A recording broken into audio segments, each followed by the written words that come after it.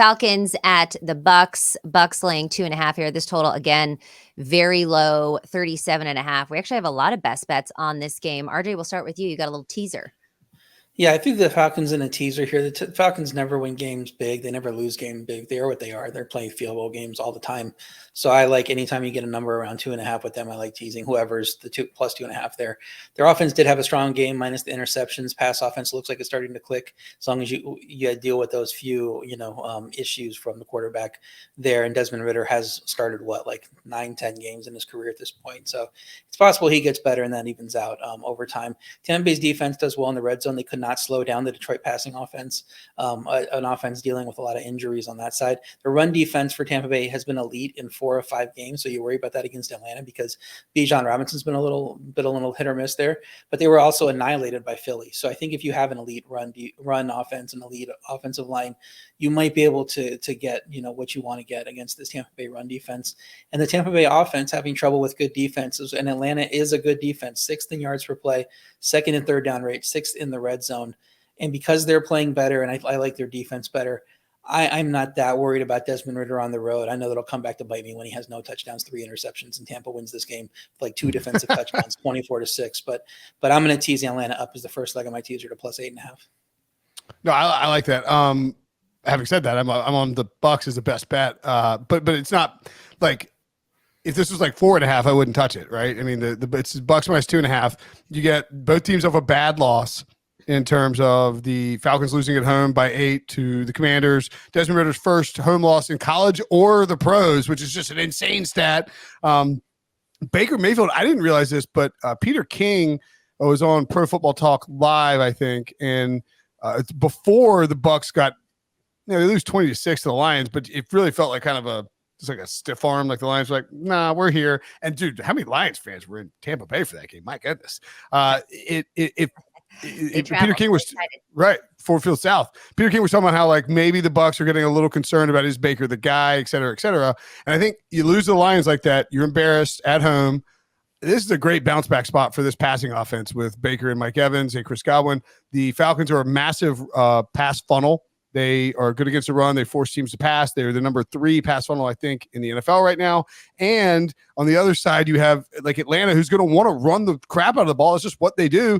And Tampa's great against the run, like one of the best teams in football against the run. I don't think we see much success for the Atlanta offense on the ground. I think that forces Desmond Ridder to throw. And you've got an opportunistic, aggressive Todd Bowles defense. I like the Bucs to win this one. But I think, like most Atlanta games, it's probably going to be pretty close. On the road, you feel a little bit better on the grass, and Tampa's comfortable there. But so I don't mind RJ's teaser at all. I think that's the 2.5 and the 8.5 is probably a pretty good window from where this game ends up. But I'll take the Bucs as a best bet.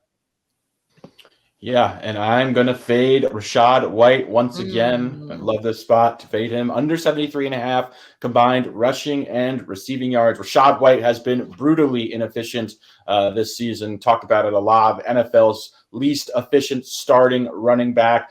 Last week, the Bucs looked to go away from him as well. Keyshawn Vaughn had 1 fewer carry than Rachaad White. Didn't do much with it, but at least the Bucs are looking into other options here. Both Brinson and RJ mentioned this Falcons defense. The run defense has been superb. First in EPA allowed per rush. This has been a really, really good run defense. They've also done a great job limiting opposing running backs out of the backfield as far as receptions and receiving yards go, giving up the second fewest yards in that category per game. So I love, once again, fading Rachaad White under 73.5 combined rushing and receiving yards. I love that. Yeah, I looked at taking his under. Oh, sorry. Sorry, go ahead. I just want to say I looked at taking his under 2. My worry there was he played like 70-something% of the snaps anyway, and that game got out of hand quickly, and they were playing from behind. So maybe that's why he didn't get a ton of carries. And with this game, they're projected to win the game because they're favored. So I think it's a little bit more different game script. So I was worried about putting it in the under of whatever his rush yards are, 53, and then he gets to like 56 on 17 carries. And I curse myself again for taking another prop that loses. Well, I always give out quarterback interception props, usually taking the over on them. And then last week I decided to give Jimmy Garoppolo some love and say that he wouldn't throw his first interception, and he threw it on the very first drive of the game. So we're going back to our roots, and we're fading quarterbacks in the interception market. Desmond Ridder, yes, to have an interception. He's got 6 already this season. 3 of those came in last week's loss to the Commanders. Tampa Bay's pass defense ranks 26. They concede 247 yards per game, but they also create a lot of pressure up front. They have 15 sacks so far on the season. So that to me is a recipe for opposing quarterbacks to throw interceptions. The Bucs have hurried pretty much every quarterback to an interception, except for Derek Carr. You got Cousins and Goff both threw 2 picks. Hurts and Fields also turned the ball over once. So give me Ridder to throw a cookie here at minus 114. One guy I did want to bring up really quickly, just coming off that fantastic week last week, is Drake London, career best, 12 targets, had 125 yards. Finally, Desmond Ridder is obviously back-to-back 300-yard passing games, has the number 1 receiver in Drake London, who looks really good. I think this also is a really good matchup for Drake London against this Bucs defense that is a pass funnel. They give up a ton of production to opposing number 1 wide receivers. Drake London's yards are in the mid-40s again, so I expect potentially double-digit targets for him. I think he could easily eclipse this. I'll also be looking at his alt totals in addition to his over on his receiving prop. And I think going back to Katie's pick real quick, I think it's like minus 114 or something on FanDuel. So, I mean, that was one of the – I looked at it too, and that was one of the reasons I almost pulled the trigger on it, because pretty low number there for over on this guy on the road. You would think it'd be a lot higher. So, yeah, he's just bad on the road. And, if you think about it, there's all kind of dovetail together too, like a Ridder pick over Drake London.